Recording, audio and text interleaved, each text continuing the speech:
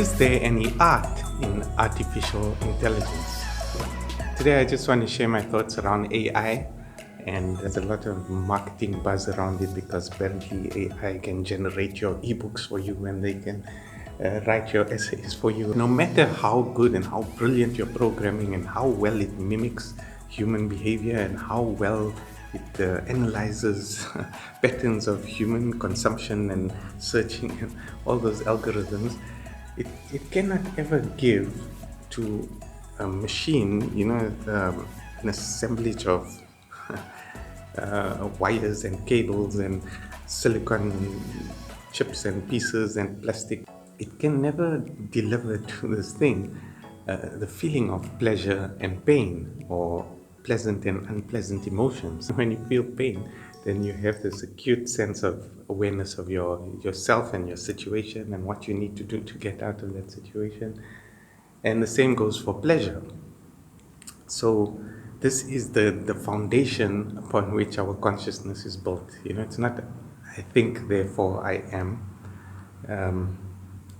Thinking, cognition is only the fruit upon this tree of implicit memory systems that eventually builds your episodic and semantic memories. So there's perceptual and procedural and emotional and even traumatic memory systems that have to grow and develop to a point where they can give you an understanding of what things are and what they mean to you, what they represent, and then you can appreciate yourself in different situations so that you can begin to create a memory of what happened to you, what's the meaning of it, and then it becomes a conscious process, and then you have what we call autobiographical memory, where you begin to tell the story of your life and understand the meaning of your experiences. And that's just the foundation, because then comes the next level,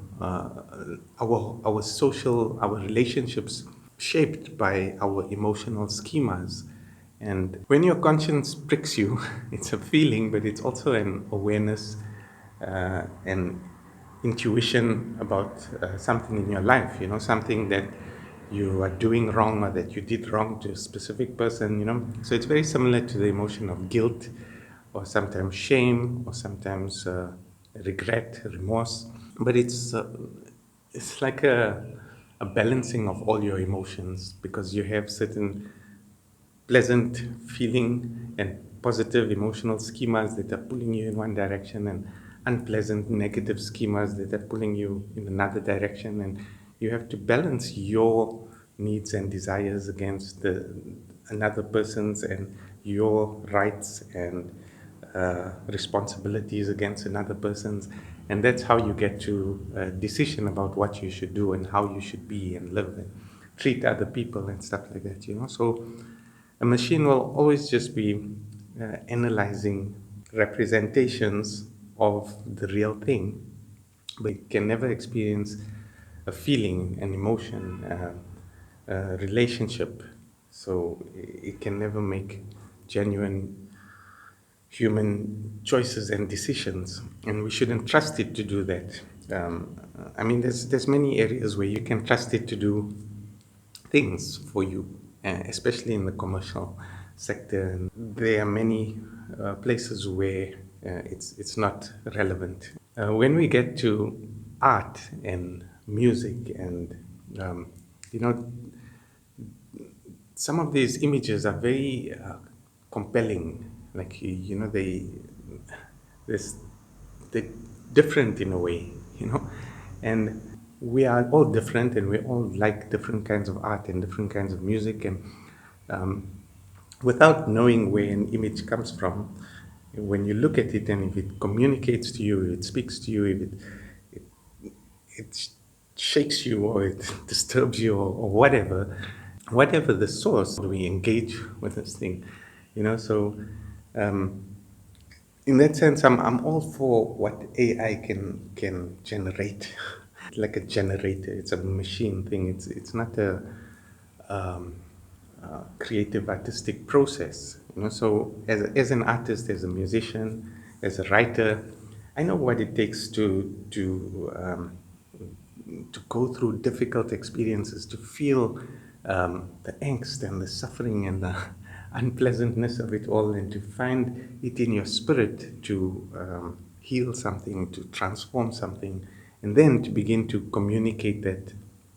And sometimes you communicate it before when you're still in this tortured angst state. You produce a song. Once I had a dream. I was in this dream. This girl took my hand and she was pulling me towards a stage in like this festival tent somewhere. And I'm confused. It's a little bit dark in it, but we get to the stage and there's this guy sitting on stage and he's playing the guitar, and it's this haunting melody with this like Middle Eastern, arabesque kind of, I don't know, scale or melody and chords. And then I realized that it's me. I'm looking at myself on stage performing. And I used to be a very nervous, shy, anxious type. It was very hard for me to perform on stage. I used to really have to force myself to do it.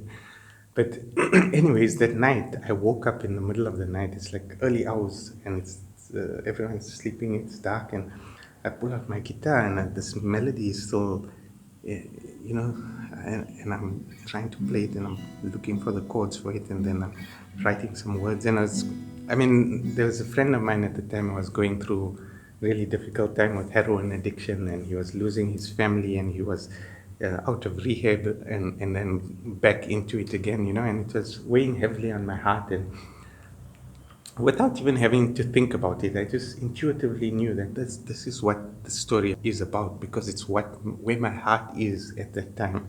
And I wrote this song, this beautiful song. It's called High. And the first few lines came tumbling out with the first few chords. Like how I write is I start strumming the chord, and then I hum the melody, and then I look for words that fit the rhythm.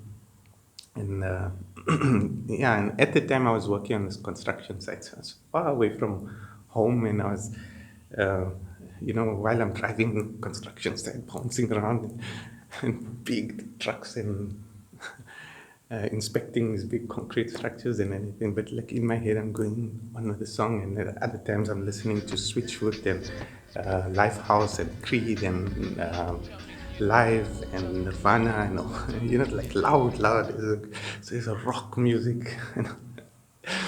And yeah, over the next few weeks, I wrote the first two verses and the bridge, and then sometime later, I eventually came up with the chorus. And yeah, so that's my creative process. And so the same goes for my art and for my writing. I mean, not the same, similar. There's this flow between life and struggles and dreams and imagination and work and relationships and all of that. And that's what I look for in art. That's what inspires me. That's what I find beautiful.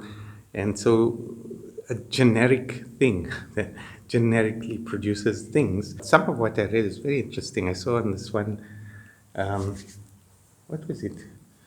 I think the Mental Health and Wellbeing Summit recently, there was a speaker who pulled up a thing. He asked ChatGPT to write about something in a Shakespearean style. It was quite good, entertaining. I don't know.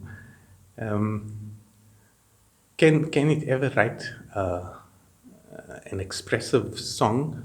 It might be able to copy and mimic and analyze and integrate and but that's what a lot of music studios and musicians are doing these days. Exactly that, like copying and mimicking and generating. And a lot of these songs, they do very well commercially because the